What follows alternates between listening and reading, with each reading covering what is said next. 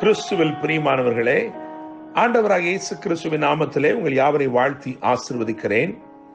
இந்த நாளுக்கென்று தேவன் நமக்கு அருளி இருக்கும் ஜீவ வார்த்தை சகரியாவின் புஸ்தகம் 4ஆம் அதிகாரம் 6வது வசனத்தில் இருக்கிறது.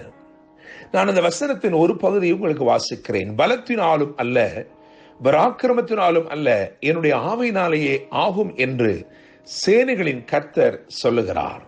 என்னை கேட்கிற தேவனுடைய பிள்ளைகளே, முந்தின ஆலயத்தை கட்டினவன் சாலமோன் என்று நாம் யாவரும் அறிவோம்.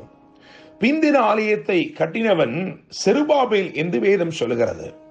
சகரியாவின் புஸ்தகம் 4ஆம் அதிகாரம் அதன் 9வது வசனத்தை கவனிக்கும் பொழுது, செருபாபேலின் கைகள் இந்த ஆலயத்துக்கு அஸ்திபாரம் போட்டது, அவன் கைகளே இதை முடித்து தீர்க்கும் என்று எழுதியிருக்கிறது.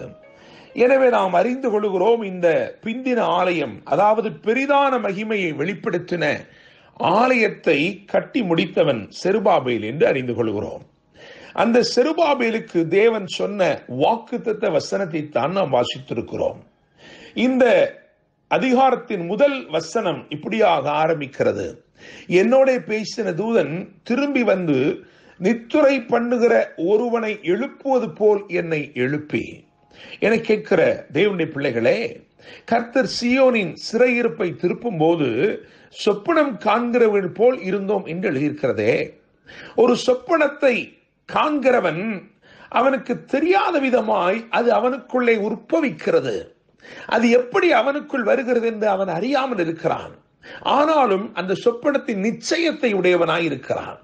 அதை பார்த்தவனுக்கு அந்த நிச்சயம் இருக்கும். அதே போல இன்றைக்கு கர்த்தர் உங்கள் வாழ்க்கையிலே செய்ய போகிற காரியங்கள் விடுதலையாயிருக்கலாம், அல்லது ஆசீர்வாதமாயிருக்கலாம், அல்லது நீங்கள் நெடுநாட்களாய் காத்திருக்கிற காரியங்களிலே ஒரு அற்புதமாயிருக்கலாம். இதெல்லாம் ஏதோ சொப்பனம் நடப்பது போல் நடக்க போகிறது.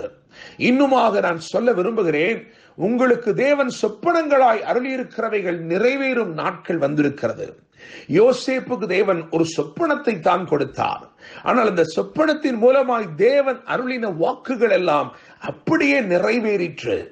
ஒருவேளை அவனை பார்த்து இதெல்லாம் எப்படி ஆகும் அல்லது எப்படி நேர்ந்தது என்று சொன்னால், அவனும் சொல்லுவான், பலத்தினாலும் அல்ல, பராக்கிரமத்தினாலும் அல்ல, ஆண்டவருடைய ஆவியினாலேயே ஆகும் என்று சொல்லுவான்.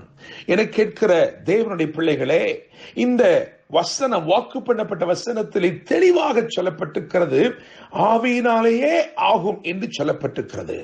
என கேட்கும் தேவ ஜனமே, சில காரியங்களை பலத்தினால் செய்ய இயலாது, சில காரியங்களை பராக்கிரமத்தினாலும் செய்ய இயலாது. ஆனால் தேவ ஆவியானவர் இறங்கும் போது எல்லா காரியங்களுமே நடக்கும். தேவனுடைய பிள்ளைகளை, நான் நம்புகிறேன், விசுவாசிக்கிறேன், ஆவியானவர் உங்கள் வாழ்க்கையிலே முழு அதிகாரத்தையும் எடுத்துக்கொண்டு உங்களுக்காக செயல்படுகிற ஒரு நாளாக இருக்க போகிறது. The Holy Spirit is going to orchestrate everything on your behalf and everything is going to be in order. God is going to do a miracle in your life. நிச்சயமாய் நம்புகிறேன், ஆவியினால் உண்டாகும் அற்புதங்களை நீங்கள் காண துவங்க போகிறீர்கள். என கேட்கும் தேவனுடைய பிள்ளைகளே, இந்த அதிகாரத்தில் இருந்து நான் 3 காரியங்களை மாத்திரம் உங்களுக்கு சொல்லும்படிக்கு விரும்புகிறேன்.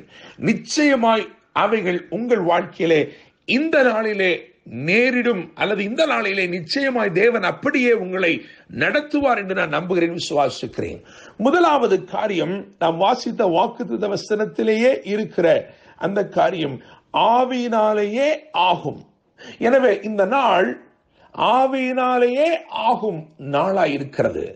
நீங்கள் நினைத்துக் கொண்டிருக்கிற சகல காரியங்களும் ஆகும் என்று பரலோகம் ஆமோதித்து சொல்லுகிறது. நிச்சயமாக ஆவியினாலேயே ஆகும் ஒரு நாளாக இந்த நாள் இருக்கிறது. எவைகளாய் இருந்தாலும் சரி, அது கடினமானவைகளாய் இருந்தாலும் சரி. ஏனென்றால் இங்கே எழுதியிருக்கிறது, நீங்கள் இந்த 4ஆம் அதிகாரம் 7ஆம் வசனத்தை கவனிக்கும் பொழுது, பெரிய பர்வதமே, நீ மாத்திரம் செருபாபேலுக்கு முன்பாக நீ சமபூமி ஆவாய். என கேட்கிற தேவனுடைய பிள்ளைகளே, எனவே இந்த நாளிலே ஆவியினாலேயே ஆகும் நாளாக இந்த நாளை தேவன் ஏற்படுத்தி இருக்கிறபடினால் உங்கள் வாழ்க்கையிலே பெரிய பர்வதங்களாய் காணப்படுகிற பிரச்சனைகளும் ஒன்றுமில்லாமல் போகும்படி தேவன் செய்ய போகிறார். ஆவியினாலேயே ஆகும் ஒரு நாளாய் இந்த நாள் இருக்கிறது. இரண்டாவதாக இந்த நாள் எப்படிப்பட்ட நாள் என்று சொன்னால், 7ஆம் வசனத்தின் கடைசி பகுதியை கவனிக்கும் பொழுது ஆர்ப்பரிப்பார்கள் என்று எழுதியிருக்கிறது. எனவே இது ஆவியினாலேயே ஆகும் நாள். இரண்டாவதாக இது ஆர்ப்பரிக்கும் நாள். நிச்சயமாய் நீங்கள் ஆர்ப்பரிக்கும்படிக்கு, கிருபையினால் உண்டாகும் ஆர்ப்பரிப்பை நீங்கள் கண்டுகொள்ளும்படிக்கு, அனுபவிக்கும்படிக்கு உரிய ஒரு நாளாய் இந்த நாள் இருக்கிறது. கிருபையினால் உண்டாகும் ஒரு பெரிய ஆர்ப்பரிப்பு. வேதம் சொல்லுகிறது, தலைக்கலை அவன் கொண்டு வருவான், அதற்கு கிருபை உண்டாவதாக, கிருபை உண்டாவதாக என்று ஆர்ப்பரிப்பார்கள். தடைகள் நீங்குகிறது.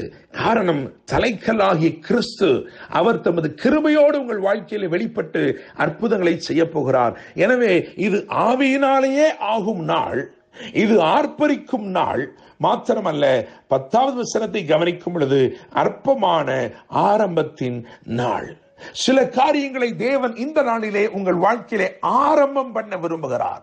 அது ஒருவேளை அற்பமாக தோன்றலாம், ஆனால் தேவ தீர்மானமும் தேவனுடைய தயவுள்ள கரமும் அதன் மேல் இருக்கிறபடினால் அந்த அற்பமானவைகள் எல்லாம் ஆச்சரியமானவைகளாய், அலங்காரம் பெற்றவர்களாய் நிச்சயமாய் மாறும். என கேட்கும் தேவனுடைய பிள்ளைகளே, ஆவியினாலேயே ஆகும் நாள், இரண்டாவதாக ஆர்ப்பரிக்கும் நாள், மூன்றாவதாக அற்பமான ஆரம்பத்தின் நாள்.